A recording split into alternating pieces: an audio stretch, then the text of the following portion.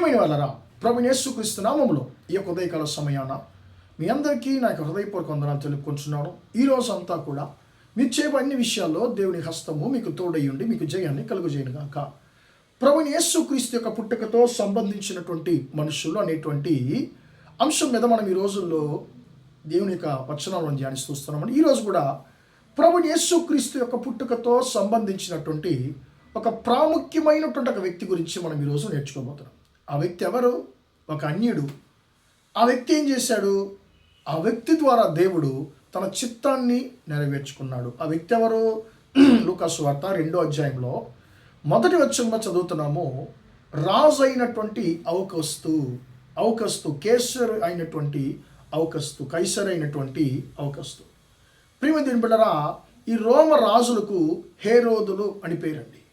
ఇది హేరోదులు అనేది వారి యొక్క కుటుంబ పేరండి. అంటే మన తెలుగు ప్రజలైన మనందరికీ ఒక్కొక్క ఫ్యామిలీ నేమ్ ఉంటుంది, అంటే మన ఇంటి పేరు ఉంటుంది కదండి. అలాగా వాళ్ళకి ఫ్యామిలీ నేమ్ ఏమంటే హేరోదులు అని అర్థం అండి. ఇప్పుడు ఒక్కొక్క హేరోదుకు ఒక్కొక్క పేరు ఉంటుందండి. ప్రియమైన దేవుని బిడ్డలారా, ఇక్కడ మనం చూసేటువంటి ఈ యొక్క హేరోదు పేరు ఏంటంటే ఔకస్తు, కైసర్ అయినటువంటి హేరోదు ఔకస్తు. ప్రియమైన దేవుని బిడ్డలారా, ఈ యొక్క అగస్టస్, ఇంగ్లీష్లో అగస్టస్ సీజర్ అంటారు. ఈ యొక్క ఔకస్తు ఎలాగ దేవుని యొక్క పుట్టుకతో సంబంధించాడు అని మనం గమనించినట్లయితే, ఈయన ఒక చట్టాన్ని వేస్తున్నాడండి. లోకమంతా కూడా, ప్రపంచమంతా కూడా ప్రజాసంఖ్య వ్రాయబడాలి అనేటువంటి చట్టాన్ని వేస్తున్నాడు. ప్రియమైన దేవుని బిడ్డలారా, ఈ యొక్క హేరోదు అన్యుడు. వీరందరూ కూడా ఏషావు, ఇస్సాకు మొదటి కుమారుడైనటువంటి ఏషావు వంశానికి చెందినవారు అని చెప్పి చరిత్ర యొక్క హేరోదుల గురించి చెప్తుందండి. ప్రియమైన దేవుని బిడ్డలారా, వీళ్ళు అన్యులుగా ఉన్నారు. ఇప్పుడు ఇక అన్యుడైనటువంటి రాజు ప్రియమైన ఒక చట్టాన్ని వేస్తున్నాడు.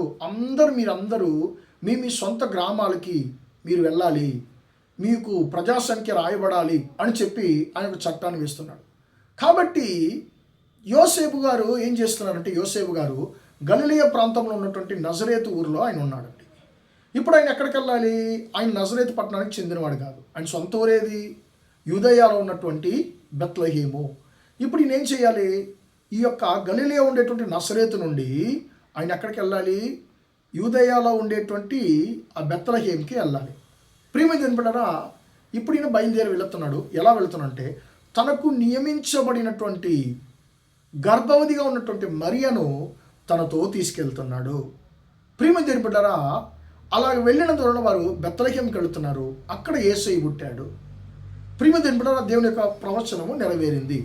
యేసుక్రీస్తు మెస్సియా బెత్లెహేమ్లో పుడతాడు అనేటువంటి ప్రవచనము దీని ద్వారా నెరవేరింది. ప్రియమైన దేవుని బిడ్డలారా, ఈ యొక్క హేరోదు యొక్క జీవితం ద్వారా మనము 2 పాఠాలు మనం నేర్చుకుంటున్నామండి. మొట్టమొదటిగా, దేవుడు తన యొక్క మాటను నెరవేర్చడానికి ఎవరినైనా ఉపయోగించుకోగలడు.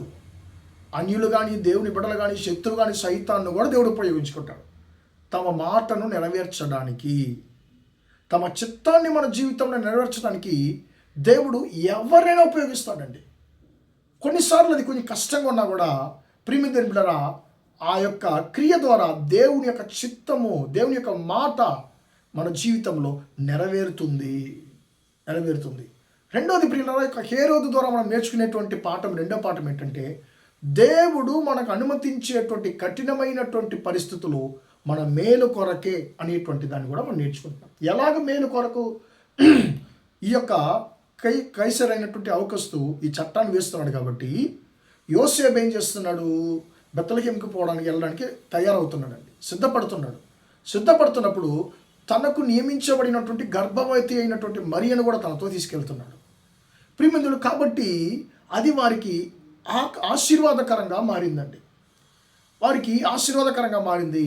ఈ యొక్క లోక రక్షకుని వారు కన్నారు. ప్రియమైన బిడ్డలారా, ఇవంతా ఎలా జరిగినాయి అంటే మనం గమనించినట్లయితే ప్రియులారా, దేవుడు మన జీవితంలో అనుమతించేటువంటి కఠినమైన పరిస్థితులు మన మేలు కొరకే. ఎలాగండి?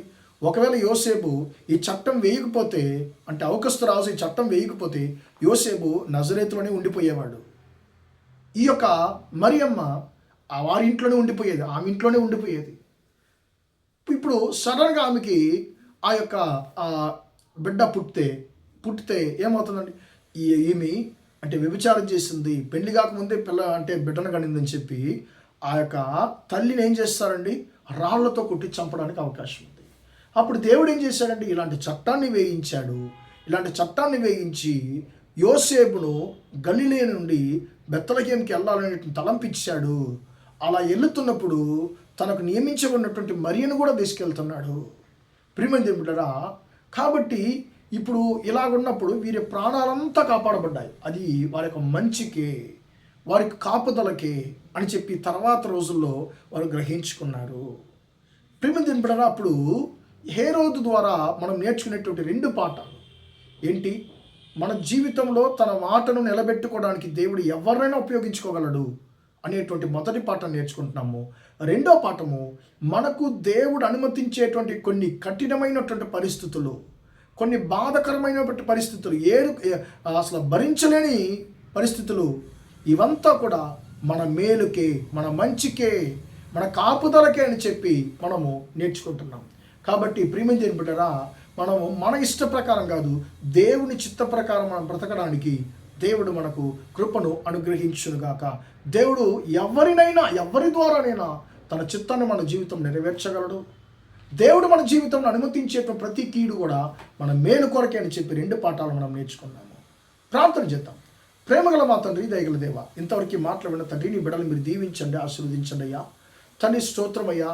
హేరోదు రాజు ద్వారా 2 పాఠాలు మేము నేర్చుకోవడానికి సహాయం చేశాం. మొట్టమొదటిగా తండ్రి అయ్యా స్తోత్రం, నువ్వు మీ చిత్తాన్ని ఎవరినైనా తండ్రి అయ్యా మీరు ఉపయోగపరచుకొని తండ్రి మీ చిత్తాన్ని నెరవేర్చగలిగిన దేవుడు అని చెప్పి మాతో నేర్పించావు. మాతో మాట్లాడడానికి స్తోత్రం అయ్యా. స్తోత్రం తండ్రి అయ్యా. నీ యొక్క కొన్నిసార్లు మా జీవితంలో అనుమతించేటువంటి శ్రమలు, కఠినమైన మార్గములు అంతా నీ మేలు కొరకే, మా మేలు కొరకే అని చెప్పి తండ్రి మేము గ్రహించేటువంటి కృపను మాకు దయచేయమని ప్రార్థిస్తున్నాం. ఈరోజంతా కూడా మా సహోదరులు చేసే అన్ని విషయాల్లో మీ హస్తం తోడును ఆశీర్వదించమని యేసయ్య నామంలో ప్రార్థించి వేడుకొంచున్నాను తండ్రి. ఆమేన్, ఆమేన్. ప్రియమైన వాళ్ళారా, దేవుడు మిమ్మల్ని దీవించి ఆశీర్వదించుగాక.